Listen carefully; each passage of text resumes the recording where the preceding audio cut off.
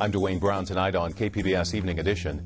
It's not safe to go into the water. A health advisory out tonight for a South County beach. Next, the source of sewage contamination. And what can our prehistoric ancestors teach us about surviving climate change? I'm Peggy Pico with a look at lessons on human adaptation. But first, what's happened to the children and young families from last year's immigrant surge at the U.S.-Mexico border? And what do border officials expect this year? She's the first female president of the San Diego City Council. How her background in science helps her with her career in politics. KPBS Evening Edition starts right now.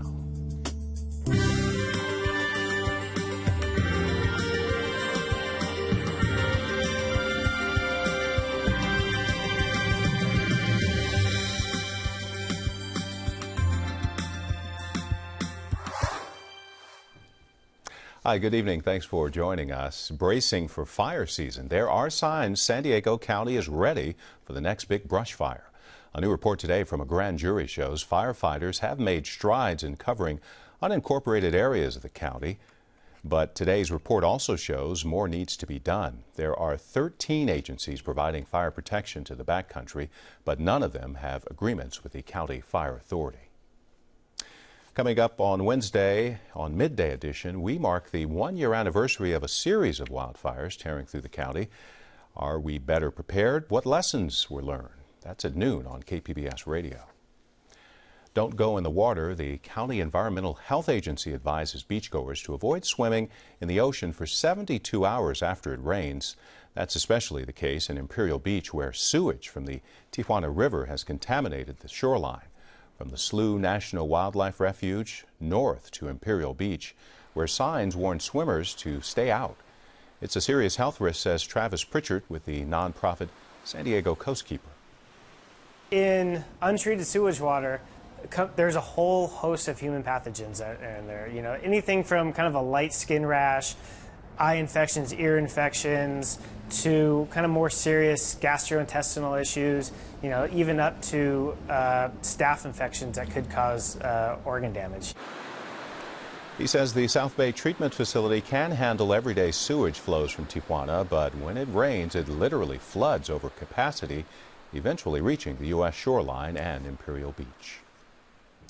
New calls to step up efforts to protect the state's rivers. 25 conservation organizations joined forces, including the Friends of the River Group, asking the governor and state lawmakers to do more.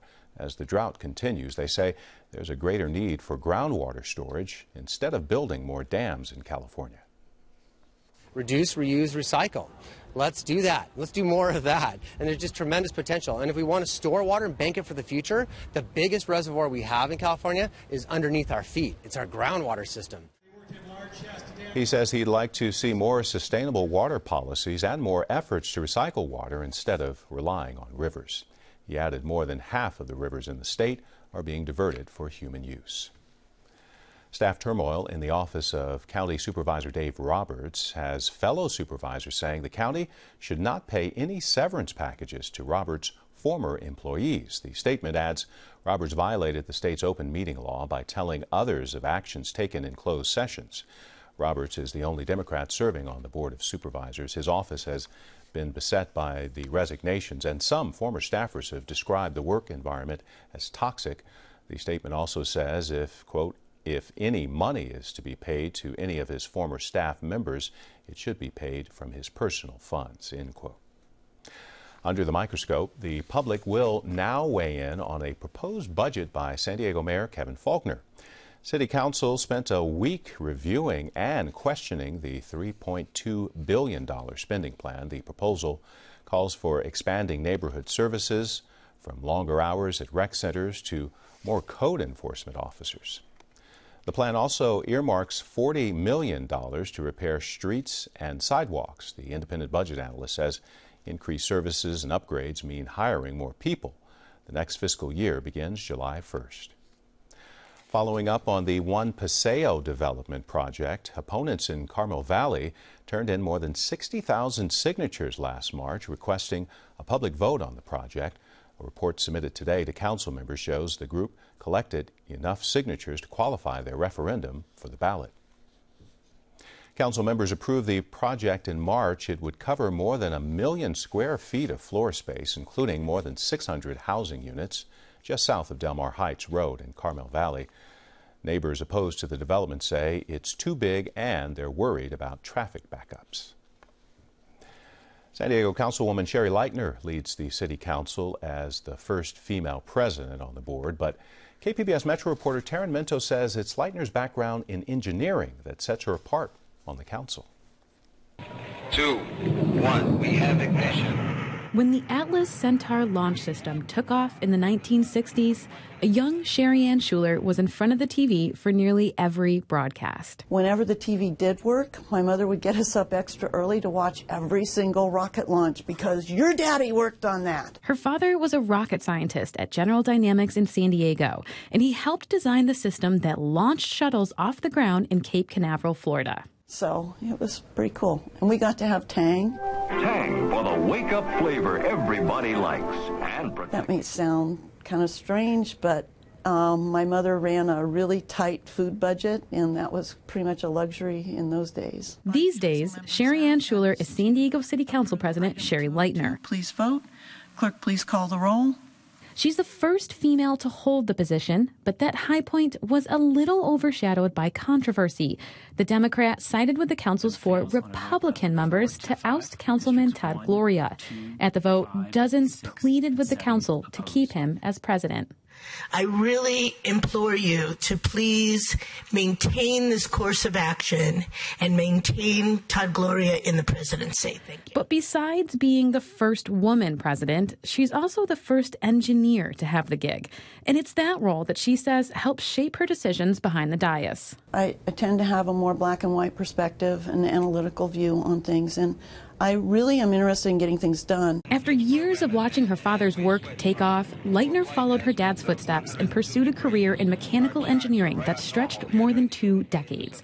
Her resume lists projects that would have a physicist's heart pumping, and she'll happily discuss them. But it comes with a warning. I get accused of TMI when I do that, so we will try and be very careful here. We let her try anyway.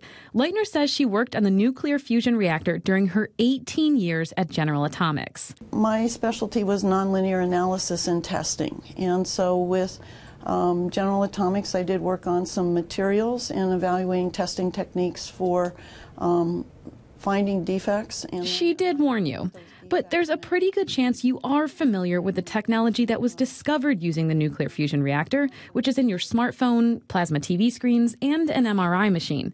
Back when the reactor was first constructed, it was Lightner's job to discover its flaws before it actually broke, a mentality she now applies at her current gig in City Hall. Some of the city staff don't like when I say, "Did you break it yet?" Because you don't know. I mean, that's a big part of engineering, is finding out things break. And you need to be prepared to deal with whatever it is, when it breaks, and how you're going to detect it and repair it. She pointed to a past meeting with staff who were working on the city's new recycled water initiative. I said, have you broken it yet? And they didn't care for that question. Right now, Lightner's taking the detect and repair approach as the chairwoman of the Charter Review Committee. The council is overhauling the charter after the 2013 sexual harassment scandal involving former Mayor Bob Filner. The document didn't have clear rules about removing elected officials. She's also a sitting member of the Economic Development Committee, which she pushed to create back in 2011. And she still finds time to stop by meetings of the La Jolla Town Council, where she also served as president. Give them a round of applause.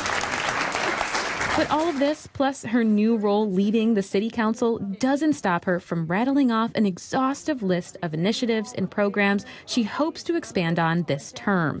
Okay, we're going to do STEAM. That's science, technology, engineering, arts, and mathematics education. We're going to continue with the Connect to Careers. The program to address the gap between job skills San Diegans have and the ones they need. There's also maritime technology, cybersecurity. She could go on.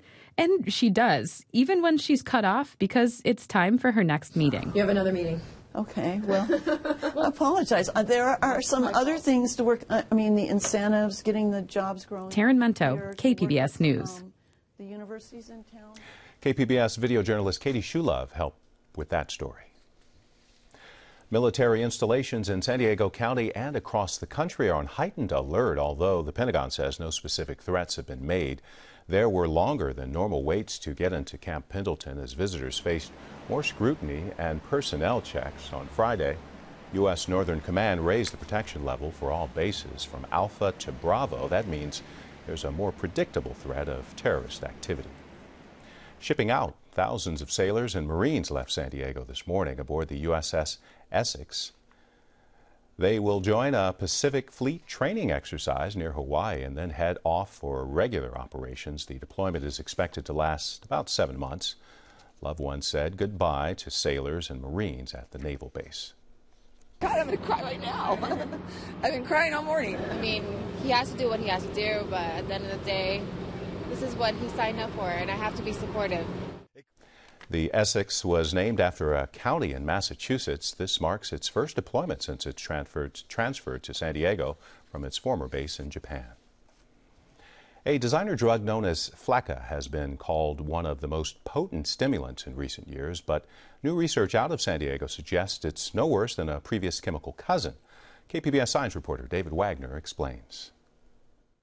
Headlines out of Florida have attributed all kinds of bizarre behavior to Flakka. Users have reportedly claimed to be the Norse god Thor. They've gone streaking through busy intersections, and they've even tried to break into police stations. Some reports have claimed Flakka is worse than its predecessor, bath salts. It's a close chemical cousin, also blamed for violent outbursts in recent memory. But when Scripps Research Institute Associate Professor Michael Taff compared the two drugs head-to-head in rats, he found pretty similar effects. Flakka is indeed a very potent stimulant, but it's not something outside of the previous experience with other popular stimulants. Taff says the last 4 years have seen an explosion in closely related synthetic stimulants as drug makers are trying to stay one step ahead of regulators. David Wagner, KPBS News. Leading the way, a San Diego woman whose husband has the neurological disease ALS is in Washington, D.C. today, calling on the FDA to give patients quicker access to promising drugs. Linda Clark led a rally on Capitol Hill. ALS is a rapidly progressive disease that attacks the nerve cells. It's usually fatal, and there is no cure. Clark wants the FDA to give accelerated approval for a drug that she says has shown great promise in early clinical trials. About 5,000 Americans are diagnosed with ALS every year. Well, it's been nearly a year since the surge of migrant children from Central America crossed into the U.S. Peggy Pico has an update tonight on where they are now and the latest immigration numbers. Homeland Security reports a sharp drop in the number of children and families apprehended while trying to illegally enter through the U.S. southern border in the 2015 fiscal year. Joining me with an update on how the unaccompanied immigrant children from last year's surge are doing now are my guests, immigration attorney Lilia Velasquez and Elizabeth Kennedy, a doctoral researcher on child immigrants. And Elizabeth, remind us of how many child immigrants actually were detained last year at the border. Last year, around 68,000 unaccompanied children were detained at the border, as were another 68,000 family units. And you interviewed, I understand, hundreds of child immigrants as you were a Fulbright scholar in El Salvador. What did those children say about why they're fleeing their country? Yeah, so about 60% said that they were fleeing because of a fear of gangs, insecurity, and violence in their neighborhoods. 145 of the first 322 live in a neighborhood with a gang presence. About half of those live in a contested territory. Another 35% said they were coming because of family reunification. It's an interesting number because over 90% do have relatives here in the U.S. and over 50% have at least one parent. Then 30% are seeking further studies and 27% are looking for work. So it seems divided, but the major reason you were hearing was because of fear of violence? It was indeed the major reason, and it's important to know that in El Salvador right now there are 16 homicides a day in a country of just 6.2 million people. So it's definitely a dangerous country with lacking security. And Lilia, what happened to those children and those families who crossed the border last year? Where are they now? Well, they're in different places. The majority of them have been released. Churches took custody of them, friends or relatives. They also went in and picked up the child, because obviously the fewer kids that we have in detention, the better. Unfortunately, hundreds of mothers with their young children continue to be detained as of today. And, think of Mother's Day yesterday, so, they don't take you to brunch, you don't get any flowers. Those mothers are in detention with their children. And I'm thinking, a year later. Yeah, that is tragic. And do many of these children and these families, do they have valid claims for asylum or humanitarian relief?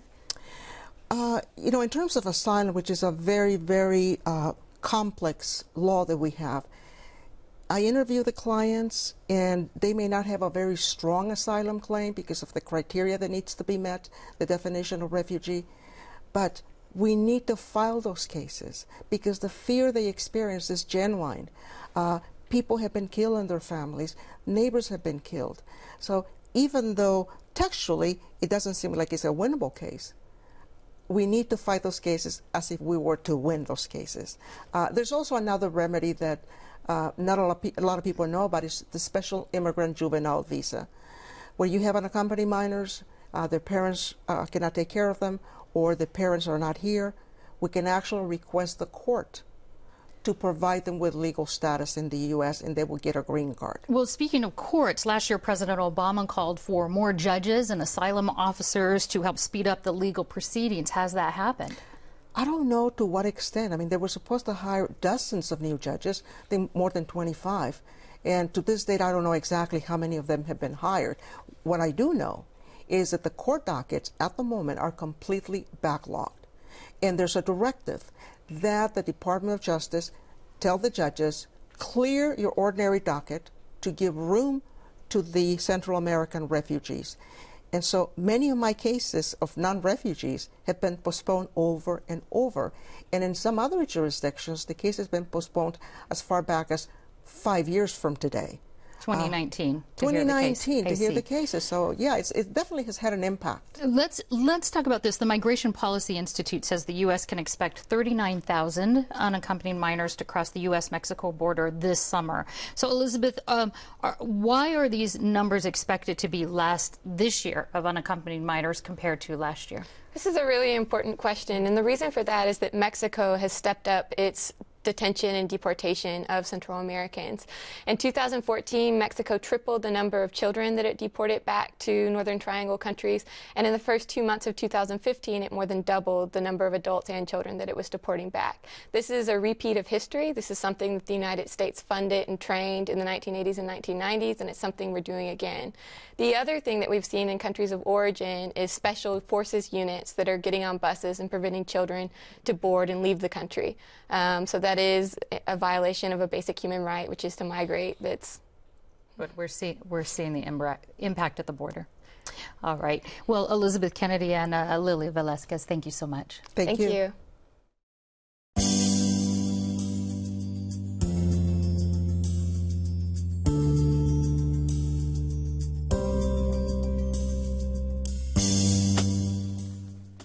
Catching a cheap flight may sound better than it really is as complaints against airlines rise. Department of Transportation says 1 in every 50,000 passengers complain, and so far it received more complaints in March than it did last year. Ranked the worst was Frontier Airlines, followed by Spirit Airlines. Southwest Airlines had the lowest complaint rate. The government says 79% of flights operated by the largest carriers arrived on time in March. It was unanimous, a vote approving a 3% raise for top state lawmakers, including Governor Jerry Brown. The decision came from a panel of appointed citizens created by voters in the 1990s and appointed by the governor. Citing the need to undo deep cuts made during the recession, lawmakers will now earn more than $100,000. Brown will earn more than $179,000. Still well below his predecessor. Arnold Schwarzenegger's peak salary was more than $200,000 in 2008.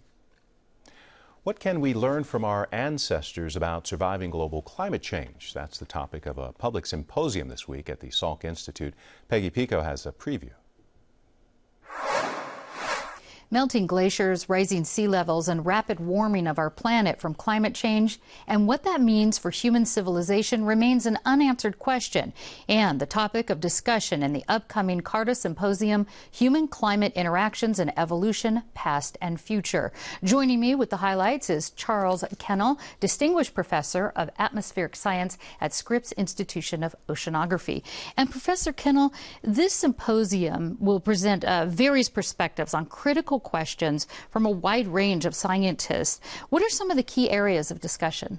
Well, you know, at Scripps we've spent most of the last 50 years studying present climate and how it's changing at present, and we're trying to figure out what's going to happen in the future. What's going to be so exciting for me is to listen to these great anthropologists tell us how our ancestors adapted to climate changes during the ice ages and the recovery to our present warm period. It's going to be very exciting. They're going to tell us how the human species evolved. They're going to tell us how the climate presented challenges to the earlier communities, how they solved their problems, which ones won, which ones lost, but finally how we got to our present circumstance. And is there going to be a nugget there on the basic idea that humans are adaptable and maybe perhaps we can adapt to climate change today? I think the theme is going to be that our earliest ancestors adapted to tremendous climate change and they survived. And we're facing climate change of an entirely different type because we are in a warm period already and we're going to warm up. We're not in the ice ages. So it's going to be different. And it's going to be different because we're a planet chock full of people, whereas they lived in dispersed communities. But the hope is that what we find from the past is the challenges of climate change brought forth creative responses from our ancestors, and they're going to bring forth a creative response from us once we settle down and think about it. Let's talk about what you're lecturing on, which is the impacts of Arctic sea ice, the retreat, on contemporary climate. So how does the retreat of Arctic ice impact our temperatures and drought? It's rather interesting because when the sea ice retreats, you replace white ice with blue ocean. And as you know, dark surfaces warm up, so that when the sea ice retreats, there's an unprecedentedly rapid warming in the Arctics.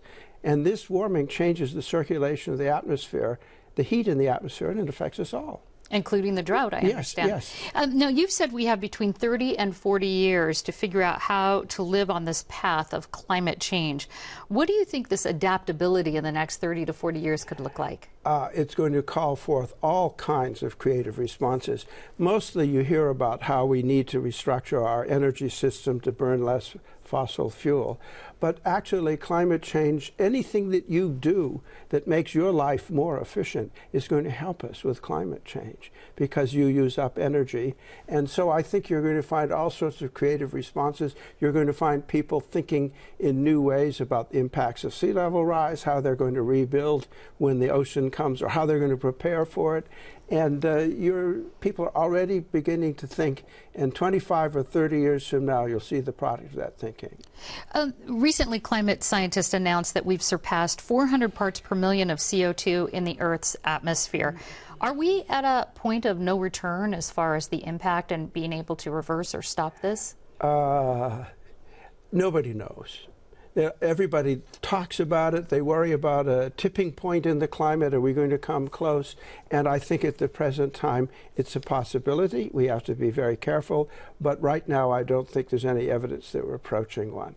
But we are getting warmer. Now, you did touch on this. Your advice to San Diegans who say, listen, this problem's too big. I'm not a big industrial putting out CO2. Right. How can I handle this? How can I help? I think well, first of all, for reducing carbon, it's important to vote for the right policies to reduce our energy, our fossil fuel burning. But when it comes to adaptation, that's a community issue. Every community is different. They're going to have different impacts. Just look at how different the climate is today. So every community is going to experience different change, and it's going to be up to them to figure out how to adapt. And that is where the creative challenge will be. And individuals themselves? And individuals themselves, everything you do that makes your life more efficient, will help on climate change. All right, Professor Charles Kennel, thank you very, very much. And I want to let folks know that the Human Climate Interaction Symposium at the Salk Institute is this Friday at 1 p.m. It's open to the public but requires reservations. More information at kpbs.org. I'm Judy Woodruff. On the next news hour, the alarming increase in food allergies. 1 in 12 American children have them, and new experimental research is starting to show promise. That's Monday on the PBS NewsHour. Check this out. San Diego County introduced 3 new sculptures at the waterfront park. The large mosaic sculptures were made by French artist Nikki de St. Paul. The artwork is on loan for up to a dozen years from the Nikki Charitable Art Foundation. The art also marks the 1-year anniversary of the waterfront park downtown. The artist's work can be seen at several San Diego sites, including UC San Diego and Kit Carson Park in Escondido.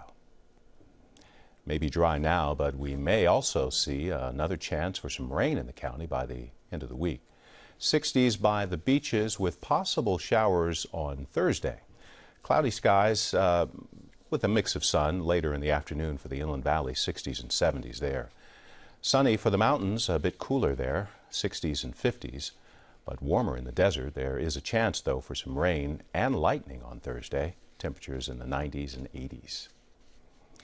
Here's a look at what we're working on for tomorrow in the KPBS newsroom on Morning Edition. A mother of 4 children in Southern California doesn't have long to live. We'll hear from a woman who would never consider ending her life early as state lawmakers debate right to die legislation. And on Midday Edition, as the Carlsbad desalination plant prepares to go online later this year, the state sets new environmental guidelines for all desal plants in California. You can find tonight's stories on our website, kpbs.org/evening edition.